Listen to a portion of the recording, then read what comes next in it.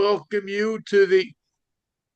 Okay, I'll start over my speech since Steve is now recording. Lady and gentlemen, welcome to the November RRE membership program. Uh, my first topic is, this is for those of you who are not, immediately involved, of course.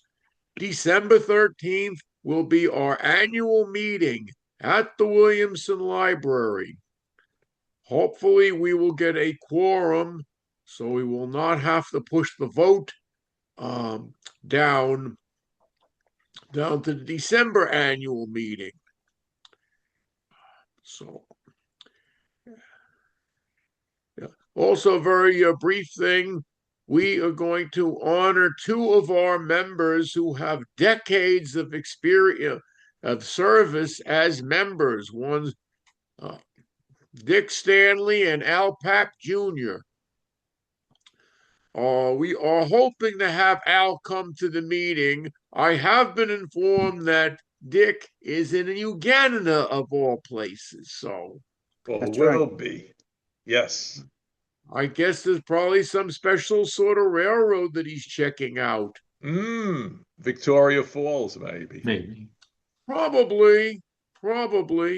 Although Victoria Falls is usually Zambia.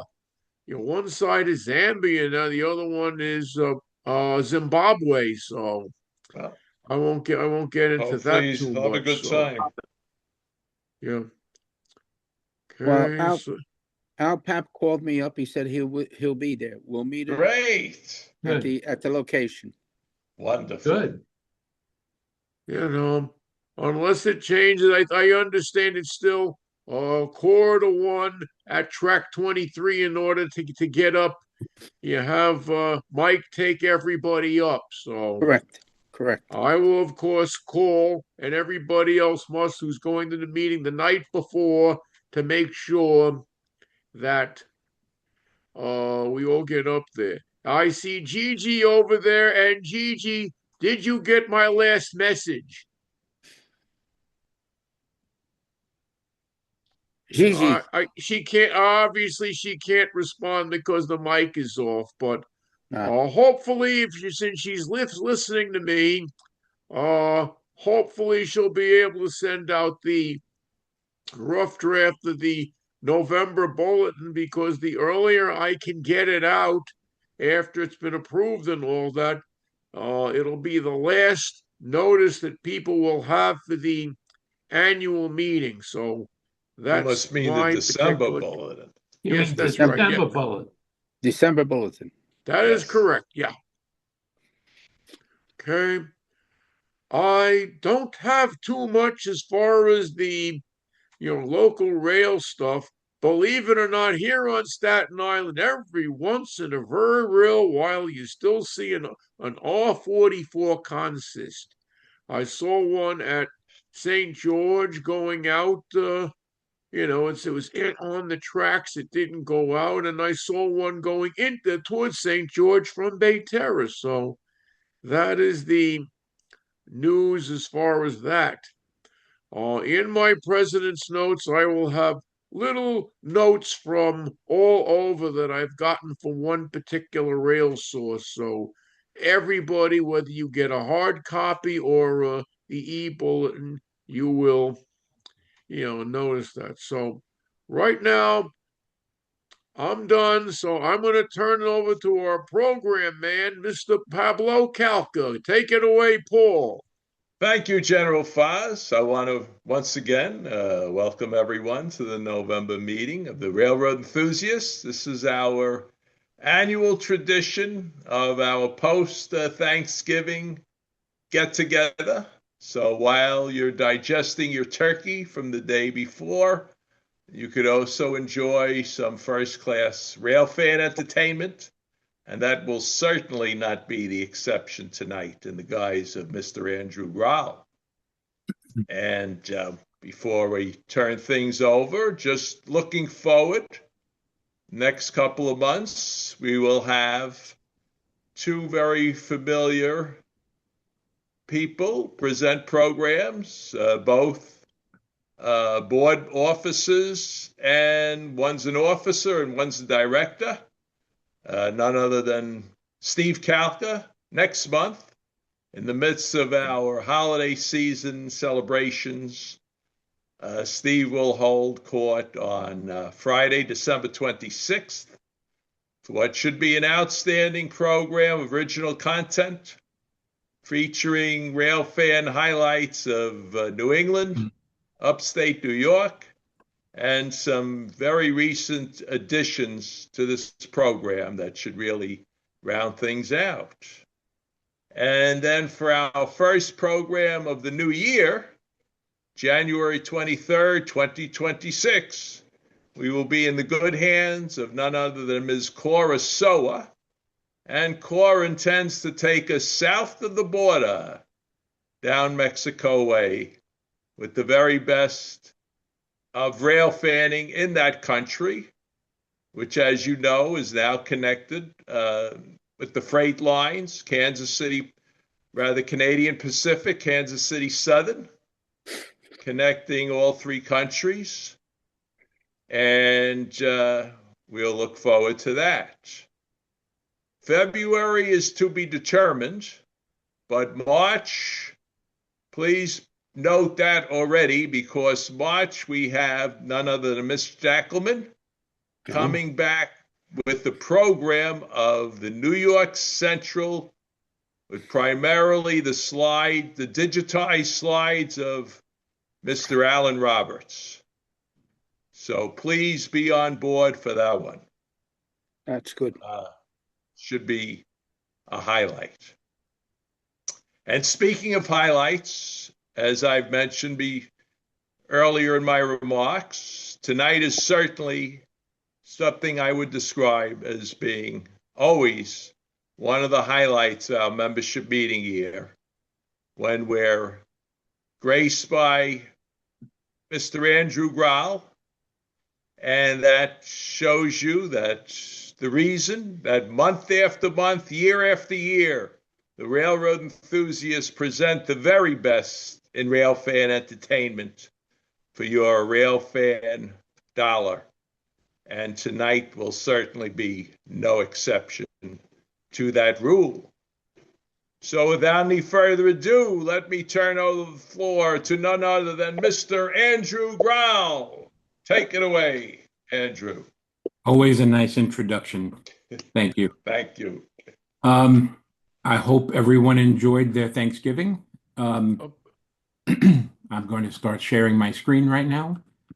Hopefully not everybody is still in a turkey coma and you can enjoy the slide. Can we see, can everyone see my first slide? Screen's Yes. up to par, Andrew. Okay, beautiful. Okay, so bear with me. I have a little bit of a tickle today.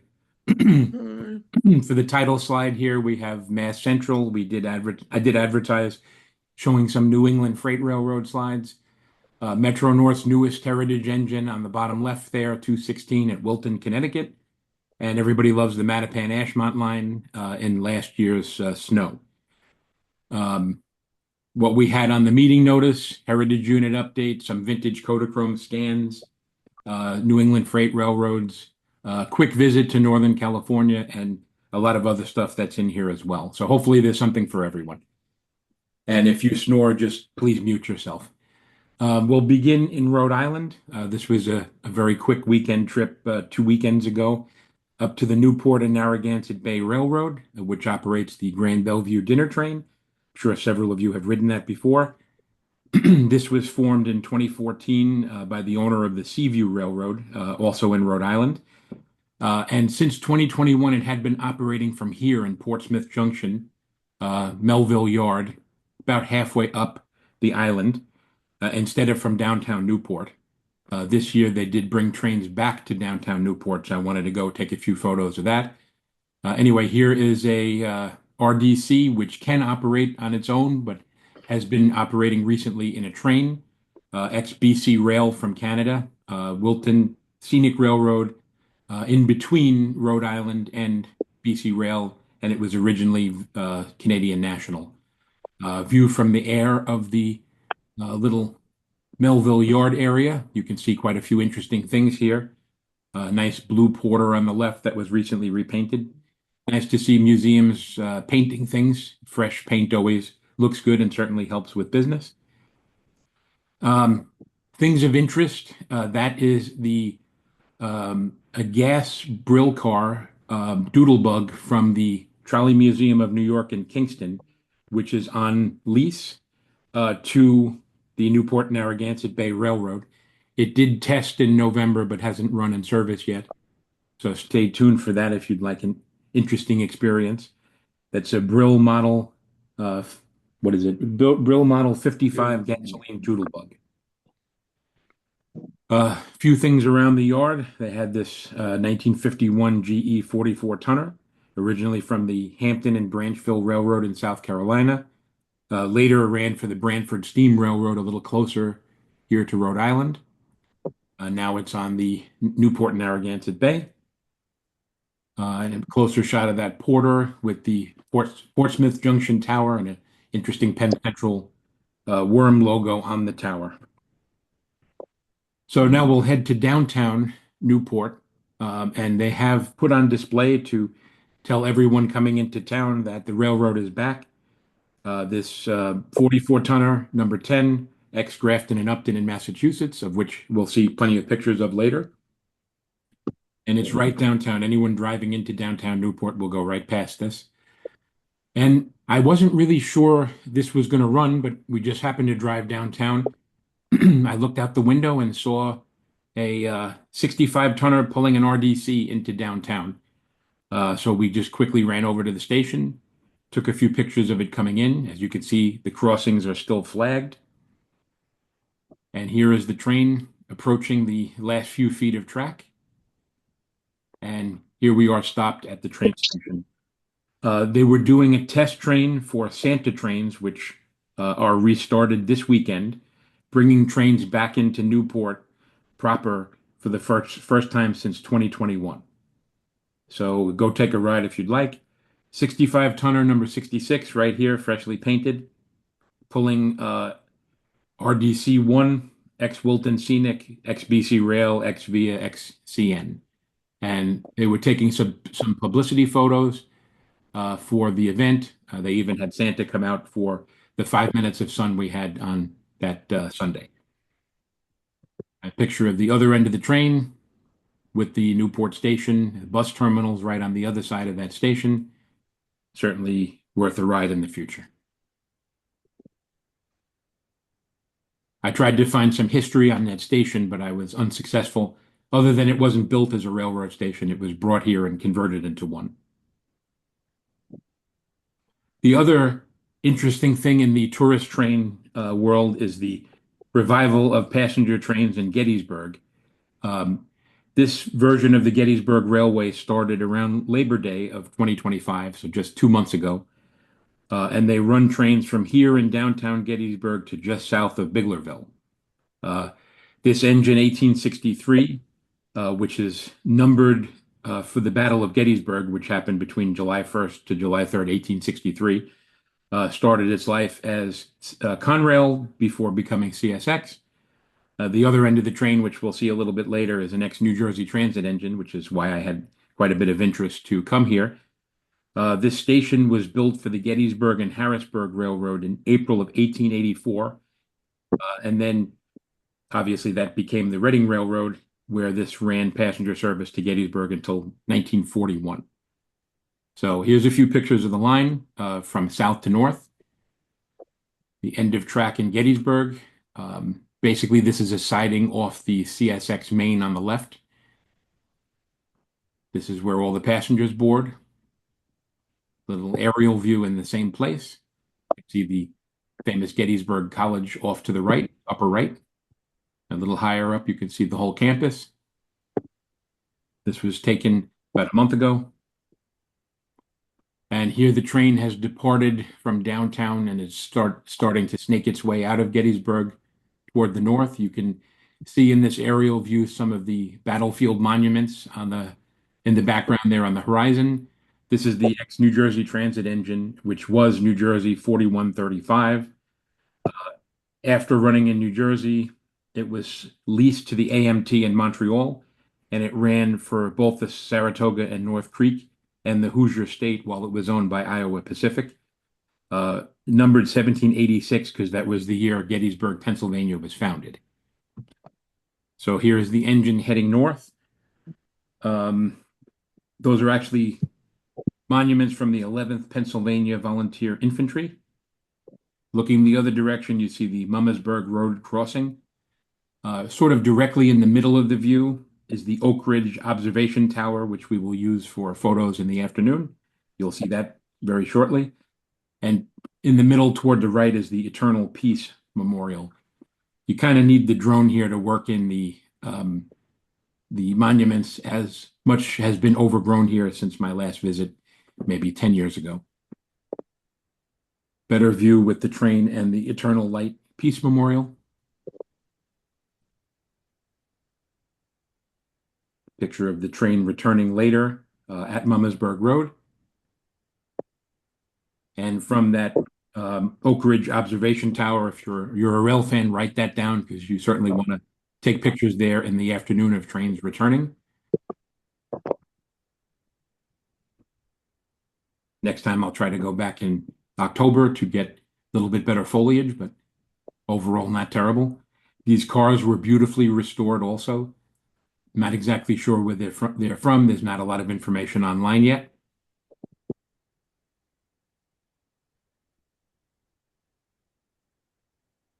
And the train heading back south.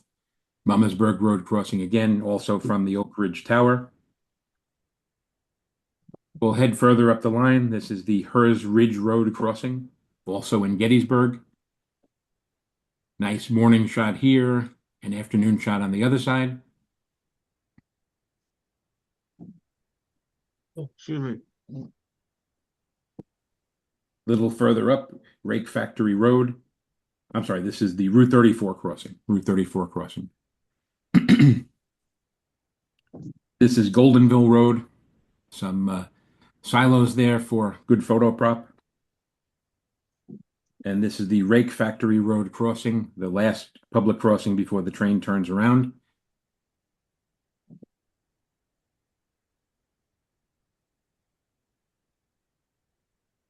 And that's a aerial view of where they currently turn the train. When I rode this many years ago, it continued into Biglerville.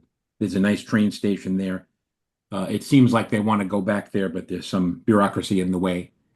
But anyway, come to Gettysburg. Nice train ride. They're running 3 trains a day now. I'm sure it'll have a little bit of a lull in January and February after the holidays, but nice to see. While in Pennsylvania, this is the Steamtown Rail Fest, which is held basically every Labor Day weekend. This was a special one because it was. Yeah, everybody okay? This was the 30th anniversary of the opening of Steamtown. You can see the full parking lot there. We have many different interesting things on display around the turntable. The Delaware Lackawanna, the freight operator, had it's recently repainted in a heritage livery, Erie Lackawanna C425 2452. Also Delaware Lackawanna RS3 in D&H paint 4068. Norfolk Southern sent a regular AC44 6CM locomotive.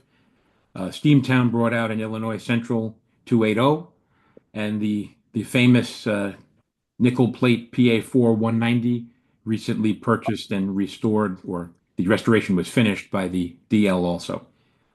So definitely recommended for next year. Just a couple of views around the area, just showing how many people attended. The overflow lots were filled as well. A couple views around the turntable, what I had just mentioned before. EL engines always look good. Go to D&H. And nothing looks better than a PA4. Every Steamtown event opens with some kind of color guard and saluting the flag, singing the national anthem. Here is a Boy Scout troop doing that. Couple more views around the turntable. And out back, they had the uh, Lehigh Valley C420 on display. And they had this miniature railroad from, where is this? From the Naog State Park miniature train. We can't forget the little trains too. We all like the big ones, but this is on display when you walk in. And similar to that, the big one was on display in the back. This is the Anthracite Railroad Historical Society and the Tri-State Railway Historical Society's Lackawanna F3 ABA set. They actually had tours of the B unit, which was nice. The Electric City Trolley Museum had this Delaware Electric Power Car 120, built around 1904 by either Jackson Sharp of Wilmington or Laclade Carr of St. Louis. This car actually became a rail grinding car in Philadelphia, was on the PTC trolley network as W58, and it actually was a work car on the Broad Street subway after that before becoming a museum piece. And DL left a few engines around here and there for photographers. This is just outside the Steamtown campus. And we were really lucky this day. They were actually running a freight. So all the rail fans shifted from the museum to photograph this former Cartier M636 in operation. It's seen here pushing into Taylor Yard, not far from Steamtown. This engine was originally built as Canadian National 2312, became Cartier 47, was leased to the Susquehanna, and last ran for the WNYNP, Western New York and Pennsylvania, until maybe 2 or 3 years ago. And now here it is in Scranton. It's part one.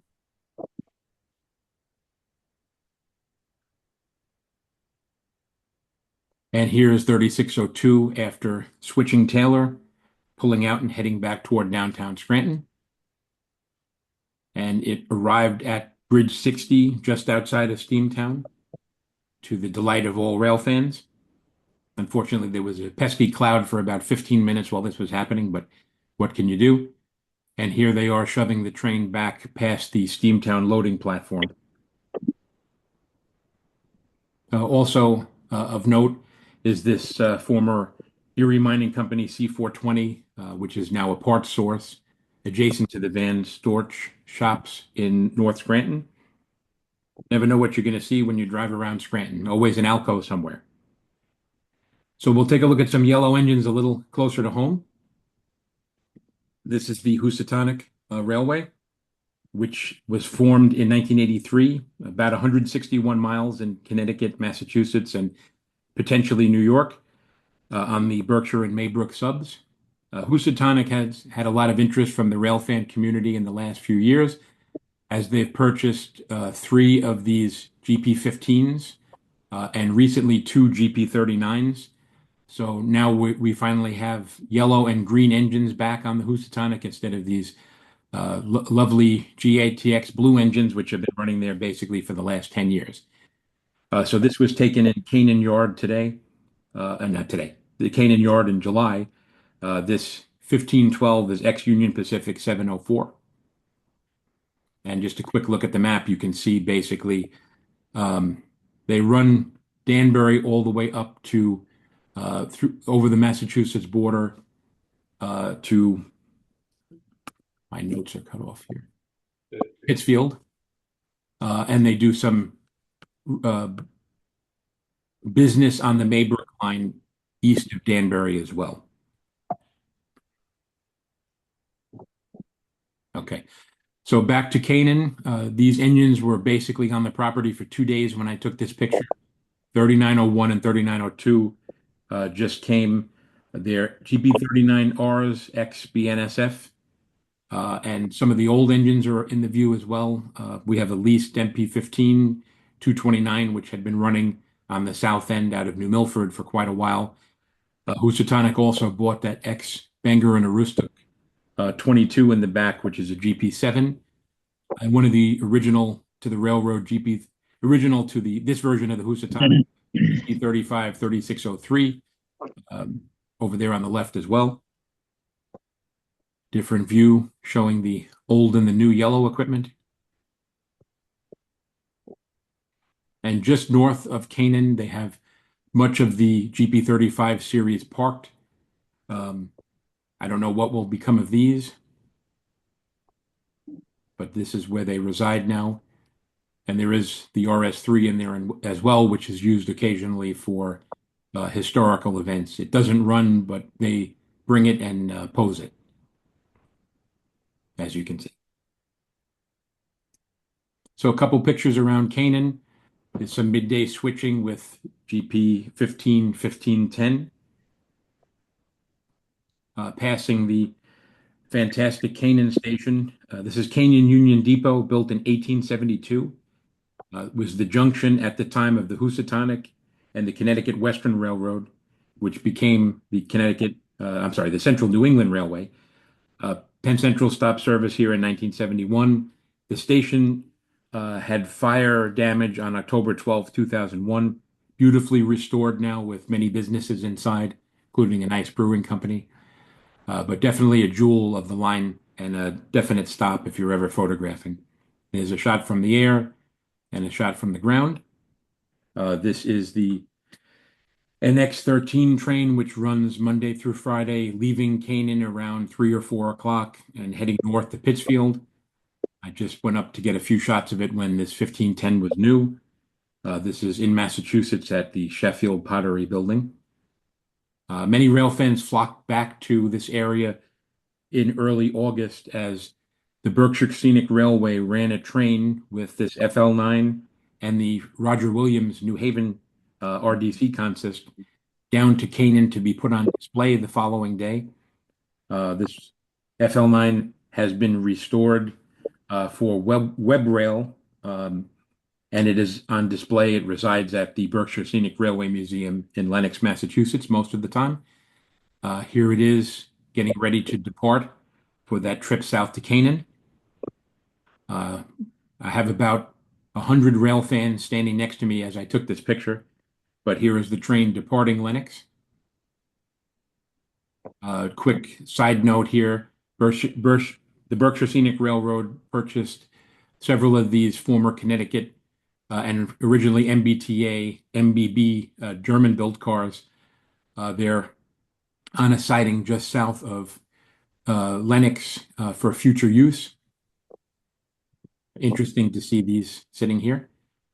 Back to the FL9. Here we are passing the Lee station. Lee was built in 1893. As I said before, last saw commuter service, 1971. Very impressive to see a museum FL9 pulling the Roger Williams train set in today's day and age without any freight assistance or any larger, more modern locomotive hauling it. Very, very, very nice. Kudos to the Housatonic for letting that happen. Here we are at the Great Barrington Station, built in 1893, built in English Gothic Revival style with blue dolomite stone for those who are stone fans. On this bridge as well, there was probably 150 people.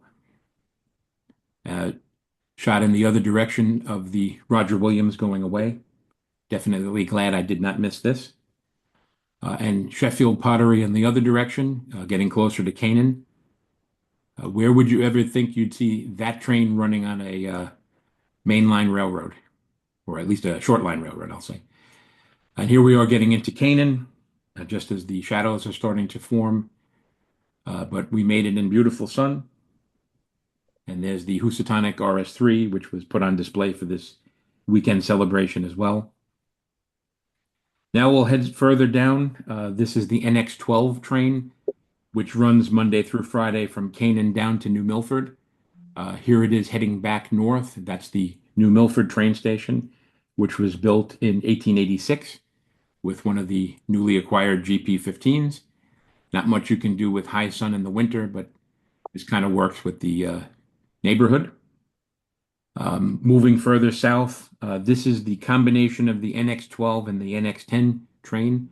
The leased engine was on the NX10, and it had some sort of a water issue. The power from NX12, this 1510, pushed the locomotive up to the site of the Kimberly Clark facility in New Milford, where the GMTX engine was watered. Here we are approaching the property, and there it is getting filled. And here we are ready to roll. So now we'll take a look at the NX12, what it usually does over the course of several visits. Heading south from New Milford, this is the Brookville station with a leased ATX engine. The station was built in 1914, now a glass and woodworking studio for the Brookville Craft Center. Very nice background for a picture you can take every morning. Not much scenery from Brookfield down to Berkshire Junction. A lot of pictures like this where you're kind of in the weeds, but it does kind of look interesting. And this is Berkshire Junction. You have the basically the junction of the Berkshire Division on the left, coming down from Canaan and New Milford, and the Maybrook on the right. This NX12 train works on the Maybrook when there are cars to go to Shephog Lumber. So a few pictures around Berkshire Junction from last February when the MP15 was down here for a couple months. And now we'll take a look at the Shephog Lumber facility in the Holyville section of Newtown, Connecticut. You can see the wood coming in. And just outside of the facility, which you can see on the very far right, there is a Mitchell gas station that's kind of built in the look of a train station, which makes very good sandwiches while you're waiting for the train to come back. So we'll head back to Berkshire Junction. Just as I was going through my pictures, I realized I didn't have a good shot of a train on the Maybrook on the right. I'll have to fix that. But back to Berkshire Junction, we're going to keep heading south. This is into Danbury now. This is International Drive. Very tight angle here for pictures. Harley Davidson motorcycle place on the right here. Here's an interesting shot of the MP15 DC under I-84. I took this in February, and I was looking through my slide collection, and we'll go back in the Wayback Machine in the exact same place to 1964 with a New Haven RS3 in the same spot. And that's supposed to be a 1964 Ford Mustang convertible on the right. So it's always good when you can do a then and now shot from your collection. Heading further south, we're heading deeper into Danbury here. This was a couple weeks ago. The train actually came all the way down to the Metro North station to pick up some cars. And here we are at Wildman Street in Danbury as the train is crossing and basically heading all the way up to the division post. You can see the sign on the left, which unfortunately is vandalized. Metro North Division Post, entering Metro North territory with a GATX engine pulling back. So while we're in Danbury, we'll take a look at some Metro North pictures.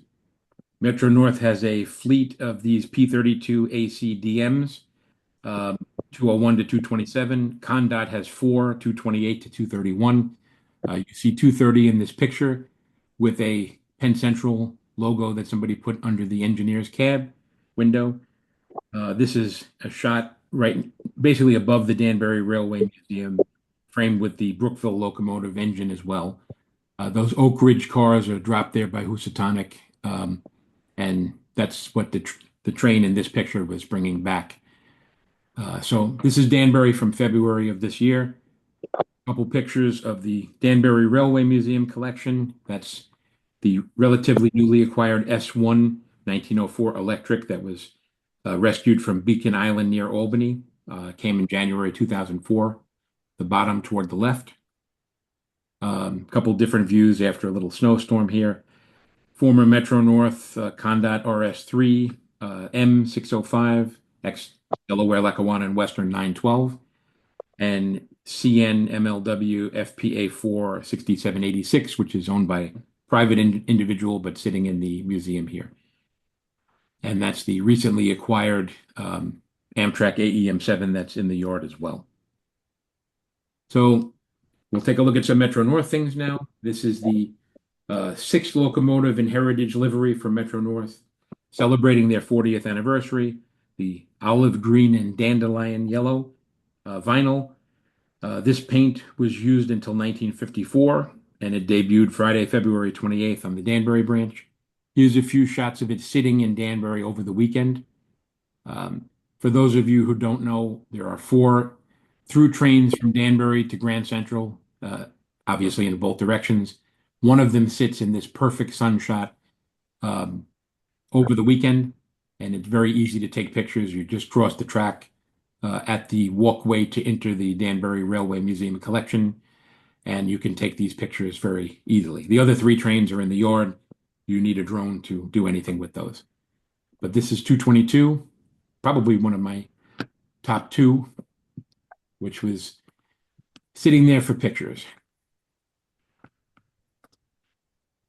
So on the Danbury branch, one of my favorite places to take pictures, adjacent to Route 7 here between Branchville and Reading, technically in Ridgefield.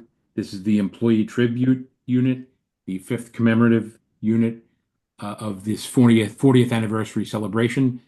If you can't see in this picture, but if you're standing next to the locomotive, it's basically made with basically Polaroid size pictures of employees, and it is everyone was asked to send in a picture of themselves, and Metro North designed this very nice engine that has all those pictures incorporated.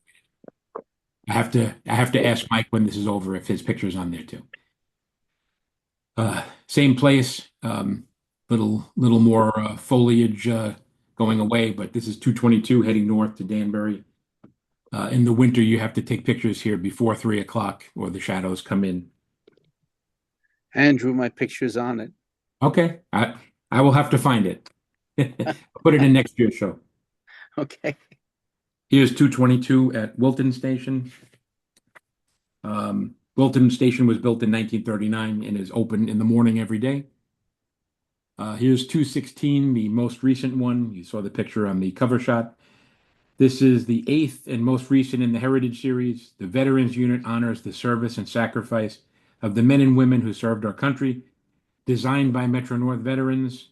And note the catenary bridge from the former electrified line, which last saw electric service in 1961. But I think this engine looks really sharp. I need It does. to get a few Remarkable. pictures of that. Yep. So heading further south, this is mile 241 at Walk Tower. This is where the Danbury branch separates from the New Haven line.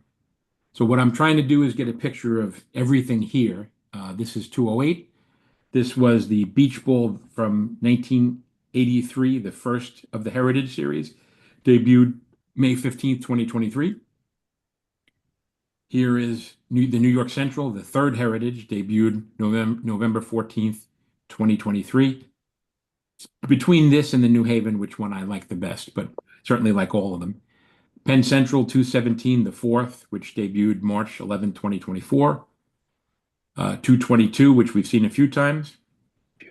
203, the MTA Central, the seventh Heritage, based on a livery from 1979, which was put on a group of Conrail FL9s.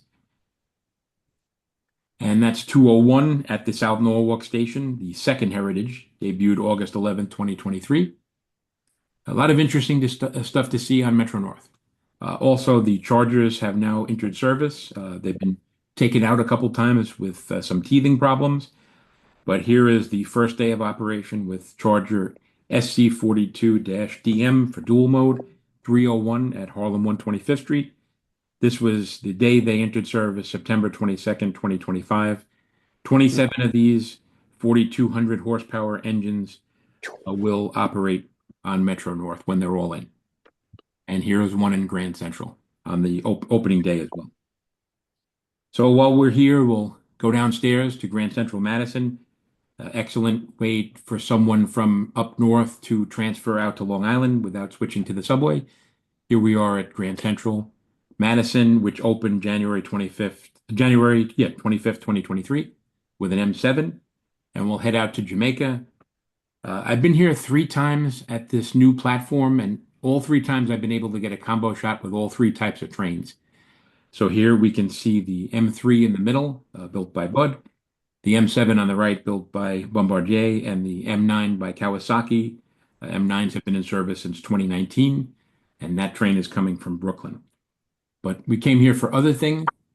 This is the New York and Atlantic Railways RS-40 with MP15 AC 159 leading. This used to be a daily occurrence. It's somewhat daily now, but not completely. Always good to see freight on the passenger line. Uh, Kind of two old things here, the M3s and AirTrain. Those cars on AirTrain were built by Bombardier for the opening of AirTrain in JFK at 2003. Would imagine they're getting a little long in the tooth as well. But what we came here for was the Long Island Railroad move of the Burlington Northern Santa Fe OCS. I'm sure many of you have heard about this. A 14-car train from Burlington Northern Santa Fe was moved from, I believe it was Nebraska, all the way east to Long Island to serve as a hotel for BNSF executives during the Ryder Cup golf tournament in Farmingdale. The train went basically across Long Island Railroad main line onto the Hempstead branch and then onto the Garden Mitchell secondary, where the train went to Farmingdale. Here are three MP15s moving the 14-car train past J Tower. There were some issues getting this here as the Metro North had some clearance issues with the third rail south of Croton Harmon. So the train had to take a circuitous trip basically across CSX and then down the Hartford line and then down the New Haven line to get over the Hellgate Bridge to here. But all of us rail fans were happy to see such a classy looking train coming through Jamaica Station. And here's a couple shots of the consist basically crawling through here. This was the first time that the train met Long Island Railroad's third rail. Got to give the Long Island Railroad a lot of credit for figuring out how to get this through with no issues. This car here in the back, sleeper car, Cajon Pass, built for the Santa Fe in 1950 as the Regal Lark to run on the famous Super Chief. So there's a lot of history on this train. I'll have some more shots of this at my Electric Railroaders presentation next month, which I will tell you guys about it in the last slide. Continuing on, Long Island Railroad has their first heritage engine, SW 1001, number 101, was repainted by the New York and Atlantic Railway when it finished its time there and returned to the Long Island Railroad. And the LIRR was kind enough to send this out to Riverhead for the Railroad Museum of Long Island's Railroad Festival, August 23rd and 24th this year. Here it is on display for rail fans to see. Here it is with the Greenport Scoot passing the train. And a picture of the Riverhead train station with a Suffolk Transit New Flyer bus. Always good to document everything. Last pictures on Long Island. Here we are at Port Jefferson with a DE30AC. I guess get your pictures of these. There'll be chargers coming in at one point. I'm not exactly sure when, but they have been ordered. Here we are, Port Jefferson Station. Always like those signals, even though they face the wrong way for the picture. Kawasaki built bilevels. And here we are at Bridgehampton with 404. We'll take a look at a few slides from the collection. Here's Virginian Railway with an electric EL2-B and a Trainmaster in August of 1959. The great labeling says West Virginia. So we'll leave it at that.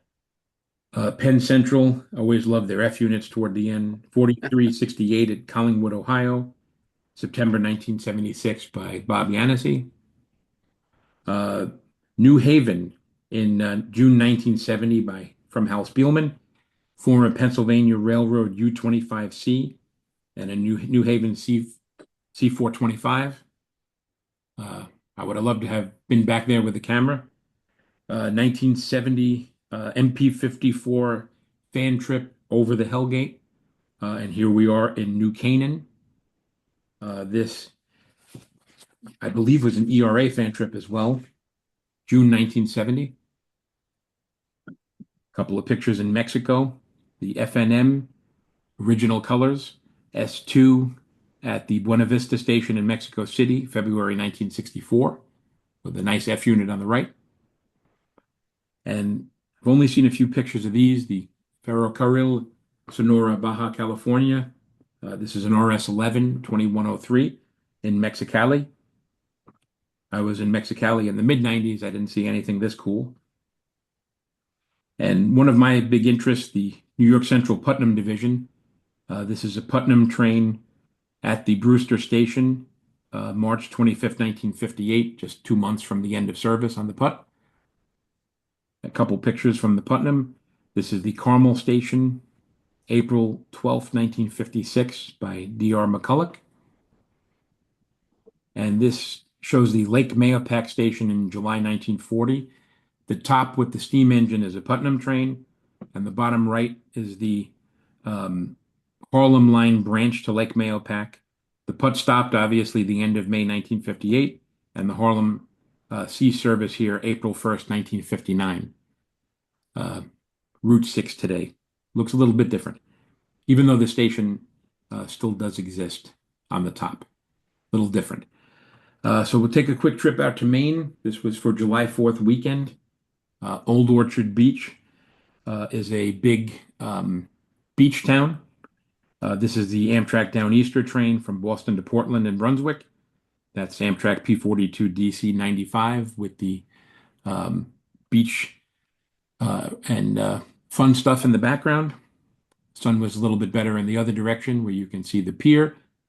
And that was Amtrak's Heritage F40 that was around for the 2011 anniversary 406, which is now numbered 406. Saco, Maine, nice station that was built here like 10 years ago with a northbound Downeaster and the cabbage on the back. And that's the Amtrak station on the left with a Biddeford and Saco Old Orchard Beach transit bus. That's a lot to say. And when you go to Portland, you got to go to the water. This is the Portland Head Lighthouse in Cape Elizabeth, Maine, built in 1791. That's incredible. And the Bug Light Park Lighthouse in South Portland, built in 1875. We had a ship in at the time, the Zweeder Dam, built in 2001 for Holland America, Portland, Maine. And we went back for fireworks at night. So there's the Bug Light Park Lighthouse as the lights going down. And there's the Zweeder Dam with the fireworks over downtown Portland. So July 5th, I got up early. This is Amtrak at the Brunswick, Maine train station. Well-placed sign will remind me never to forget. I came here because this at the time was the USA's newest short line, the Cumberland and Knox Railroad. They had two engines here at the time. This is GP28 1804, ex-BNSF, seen here around the turntable and engine house, built in 1921 in Rockland, Maine. This is an affiliate of the Maine Switching Service, and this railroad actually started operations May 31st, 2025. This had been operated by the Finger Lakes before, and the M&E, Morristown and Erie before that. I didn't get anything moving because this was the July 4th weekend, but getting the flag on the engine was a nice touch. A different view here with the engine house. Other things to see in Maine, the St. Lawrence and Atlantic Railroad at Lewiston Junction. They operate 157 miles of track across Maine, New Hampshire, and Vermont to reach Montreal. Here's GP40-2, 3047. All of the GNW, Genesee and Wyoming companies seem to be getting a veterans engine. Here is GP38-2, 3587, still at Lewiston Junction. Couple pictures from above. This is a RM-1 805 road slug. And Genesee and Wyoming is repainting a couple engines into a heritage engine as well. This is SD70 Mac 4024, ex-Burlington Northern Santa Fe, in the G&W heritage colors. Hope everybody's still awake and not in their turkey coma. So when you go to Maine, you got to pop in Seashore for a couple of minutes. There's always something interesting here. This is Connecticut Company 1160, built in 1906 by John Stephen Car Company. at the visitor center loading stop. A couple pictures while walking around. MBTA Red Line 1963 Pullman Standard car and a Blue Line 1978 Hawker Siddeley car. And this beautifully restored Biddeford and Saco number 31, built in 1900 by J.G. Brill. It basically looks brand new if you walk up to it. In the shop, TTC 2890, Ride there, man. built in 1923 by Ottawa Car Company, and a Brooklyn 1906 car from Jewett Car Company, number 4547. Good to see those. And some new things up there since my last visit. Retired Toronto CLRV with a Washington fishbowl. A trackless trolley from Edmonton, Alberta, and a kind of sad looking one from MBTA on the right, which is a 1948 Pullman Standard. Hopefully that gets restored. And I guess we're getting old when museums have equipment from 2003. That is a retired MBTA trolley bus nail plan and a Lewiston, Maine fishbowl from 1981. Good to see. New Orleans 966, one of those famous Pearlie Thomas cars. This one built in 1924. It looks beautiful. And a couple pictures from the air. That's Wheeling Traction Company 639, which I got to ride. Built in 1924 by Cincinnati Car Company. A couple pictures from above.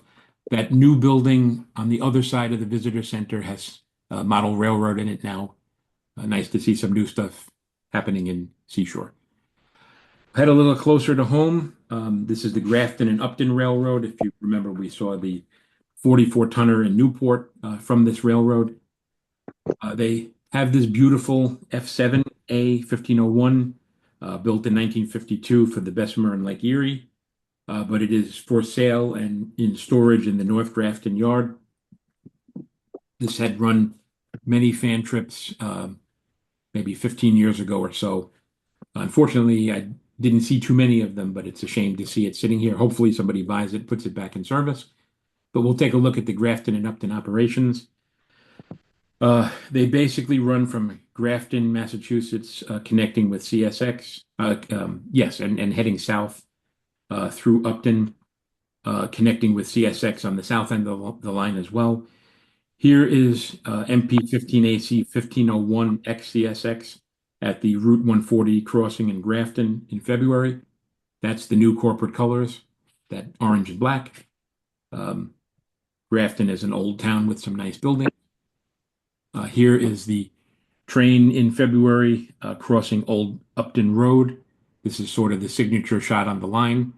I went back there in October for this picture, which was the first run of this Housatonic engine, which you saw pictures of similar engines not too long ago. This GP35 was acquired by the Grafton and Upton for unpaid work on the unit while it was still owned by the Housatonic. Essentially, the Housatonic sent it here to get fixed, and they decided not to finish fixing it, and they let the Housatonic take over the title. Grafton and Upton fixed it and put it back in service. This was the first run, October 17, 2025, at that Old Upton Road crossing. And here's some pictures from the first day, departing North Grafton with the mill, crossing Big Bummet Brook, little bridge there that you can't see. Here we are, the Route 140 crossing again in Grafton, William Street in Upton, Massachusetts, and coming into the yard at Hartford Avenue in Upton, and a view with some remaining foliage at the end of October at Upton Yard. Now we'll take a quick look at the Mass Central, which runs over former Boston and Albany and Central Mass track. Here is GP9 1749 and GP38-2 1750 at Wildwood Reload in Barre, Massachusetts. This was a cold February day, but we came up here because we knew that GP9 1749 would be leading, which doesn't happen all the time. It's kind of the backup engine. Friendly crew. We'll take some pictures of the line heading south. The train is called PA2. This is the Route 67 crossing in Barre, Massachusetts, with a parked EMD, which may or may not be restored one day. Heading south on the line, this is 1749 leading past the Hardwick Freight House. And we have mile 18 with a little zoom, and a little less zoom, the abandoned Central Massachusetts Railroad abutments at the River Run Road in Gilbertville. Here is the Gilbertville train station, built in 1887, according to Google. Here's a curve just south of Gilbertville. And here we are coming into Ware.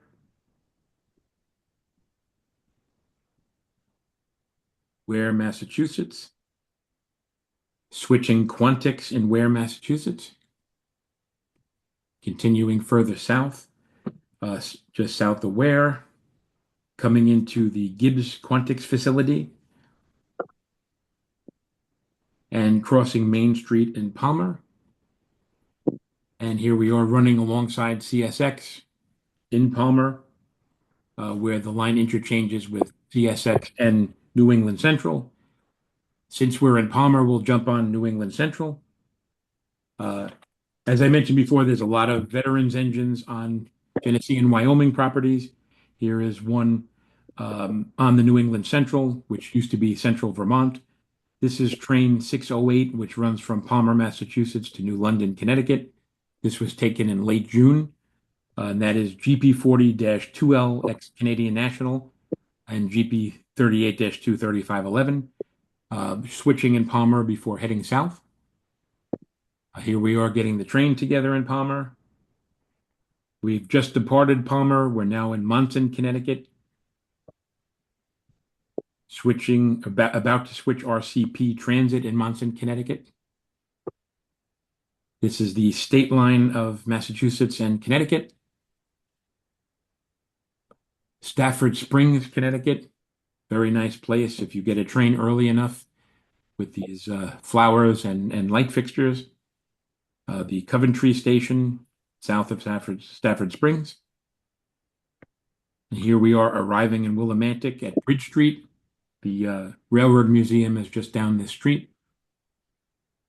And I always wanted to get a picture here with the platform, which is around from the days of passenger trains. Also Willimantic. This is a walkway over the Willimantic River and the tracks, which is now closed. So fortunately, we got this shot. Did look a little decrepit while we were walking. Lebanon with one of the old NECR signs. Here we are switching in Franklin. And Norwich, right next to the water. And finally arriving in New London, adjacent to Riverside Park. Good place to take pictures. You sit in your car till you see the train.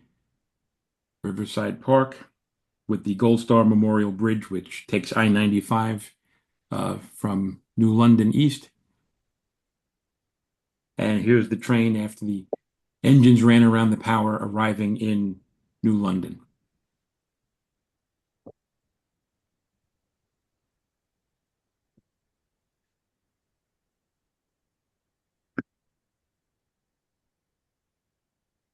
Okay, so I mean, if we're talking about news, obviously Amtrak debuted its next-gen Acela on August 28th. 28 train sets for the Northeast Corridor, 11 cars, 9 passenger, 2 power. Here are some pictures in Penn Station the day before the trains went in service. So this is August 27th, some press event. This is actually the first train southbound or westbound in Stamford. It's not my best picture, but I was getting on the train, so I didn't really have a shot on the other side. Wanted to ride the first train in. And this is what we were greeted with at Penn Station. Always nice to see something new. And here's the first train departing Penn for Washington, D.C. I'll have more on this in the ERA presentation as well. Where are the Acelas built? In Hornell, New York by Alstom. Here is a train set which looks pretty complete, taken in July. Here's a picture in the Hornell facility. You can see the Acellas being built and two Baltimore light rail cars being taken apart. They were built originally by ABB. And Alstom has a switcher in here. I think this was a repowered Alco. Couldn't find too much information on this. But a few more pictures from the area. This is in Olean, New York, the Western New York and Pennsylvania, C424, 432. Ex Morristown and Erie 16, originally New York Central 2054. We were told while we were there this was going to be tested on this day for a potential buyer. The buyer turned out to be the short line or the museum operation up in Utica, New York. So the last day this ran here, which probably was this date in July. A couple pictures here of the replacement power on the right, also GP15, similar to the ones that the Housatonic bought, and ex-Union Pacific, and the retiring Alcos, which were sold to Utica, right in front of the shop in Olean, New York. And a little wider shot, they purchased, I believe, three SD60s that used to operate for Susquehanna, and they're in service as well on the heavier, longer trains that run south from Olean. So transition time in Olean. And while Amtrak was kind of delayed putting the new Acellas in service and Alstom was finishing them, they contracted with Western New York and Pennsylvania to put several of them in storage. And you can see in this picture, there are five sitting in Olean, New York, basically right in front of the engine house, which is basically right behind me in this picture. Here's a kind of an interesting shot of the Western New York and Pennsylvania GP15 and two Acellas sitting there awaiting their turn to head to Philly to be put in service. So the reason we went out there at this time was to go on a trip run by the Timeless Rail Expeditions Group, a group of two younger rail fans who run excellent trips with great photographs and great weather. This trip was called A Day with the Behemoth to take pictures of the New York and Lake Erie Railroad out of Gowanda, New York's recently acquired MLW 636, which incidentally came from the WNYNP. So we got there early. Here's the train being put together. These are two beautifully painted FPAs that were originally from Canadian Properties and most recently from Via Rail at the Gowanda station, the starting place of the trip. As things happen, the Alco suffered some kind of an engine failure, so they had to put these F units on the train as well as the Alco S1 to make sure that the train could operate. But if you look at the pictures, which you'll see a little bit later, everything worked out fine. Here's the S1 308 doing some switching in Gowanda and some of the people that are already here for the festivities taking pictures. Again, always good to get some combo shots. That's what we came to see because that's the new equipment. That's originally built for Canadian National. And like similar engines we've talked about today, it ran for the Cartier, New York, Susquehanna, and Western, and the WNYNP before becoming here. So a few pictures of the trip. We had a great photo stop at the Dayton Tunnel. And you can see quite a few people were on the trip. The owner was the operator of the locomotive. Here we are at the South Dayton station. This area is known for being in that movie Planes, Trains, and Automobiles with John Candy and Steve Martin. A lot of the things you see in the pictures are in the movie. Here we are at a photo stop at the Cherry Creek station, south of South Dayton. The Alco did look good on this day, and those Alcos did too. And the trip coordinators spoke with the railroad and got permission to go on a farm owned by the Smallback family so that the 50 of us could take pictures here because it's a nice wide open afternoon shot.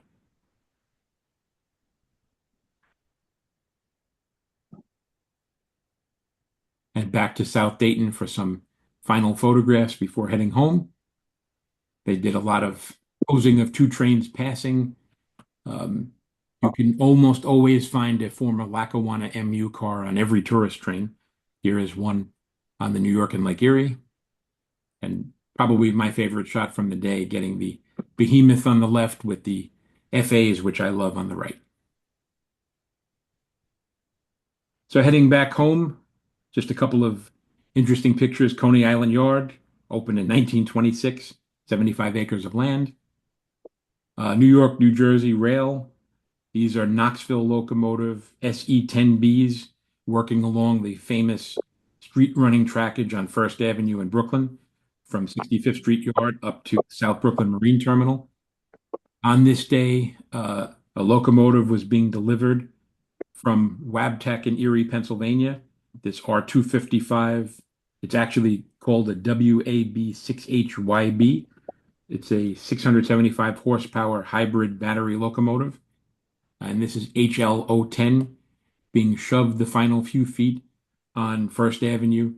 And it's transferred over from New York, New Jersey to South Brooklyn Railway, New York City Transit for service in the subway.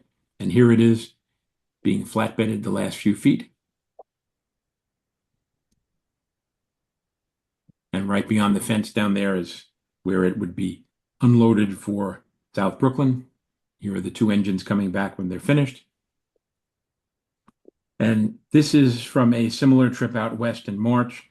This is Norfolk Southern train number C62 switching Winland in northeast Pennsylvania. That's the Lakeshore Railway Museum in northeast Pennsylvania. The reason I'm showing this now, they had one of those engines on the consist, H009.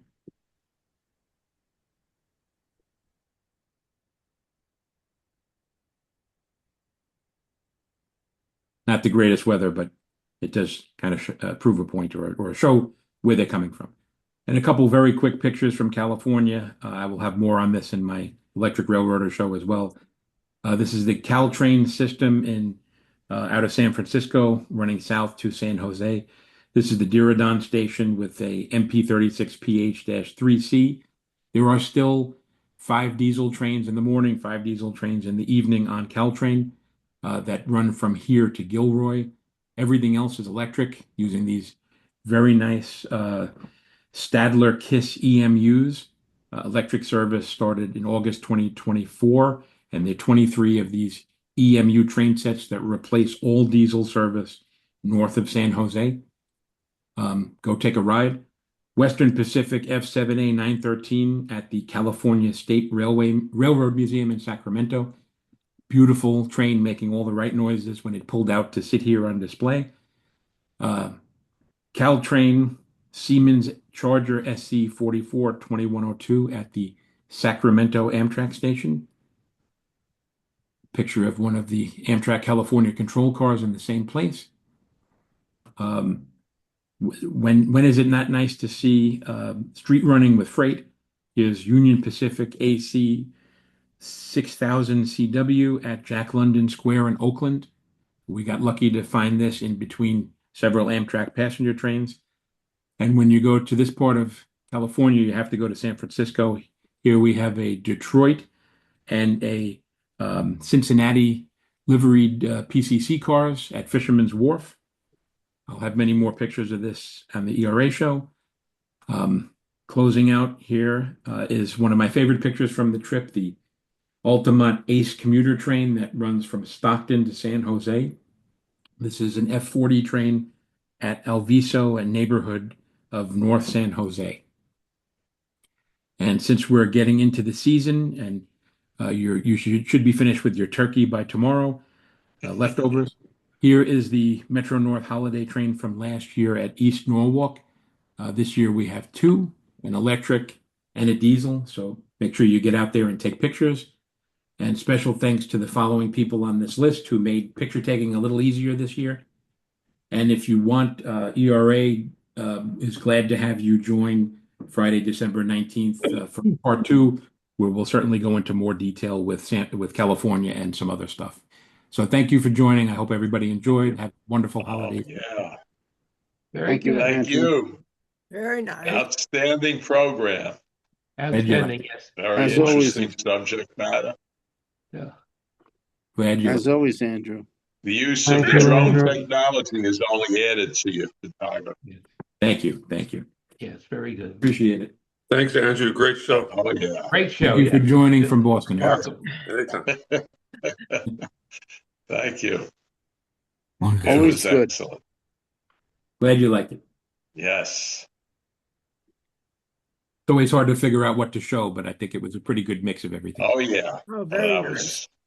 was really kept things going. And- Very interesting subject matter all around, Good. right from the beginning. Yeah, from the get-go. Yeah, absolutely. Gettysburg, that was a great starting point. You always like to show some recent stuff too. So Gettysburg. Yeah.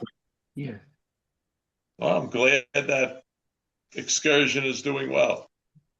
Yeah. Thank you. Yeah. Hopefully it'll eventually be able to go to Biglerville. Thank you. Yeah, probably very soon. Probably very soon. Good. Yeah. Excellent. More expansive trip. Definitely. It's good to Anybody have any see questions? Scranton What's that, Paul? doing well. It was good to see that Scranton is still holding its own popularity-wise.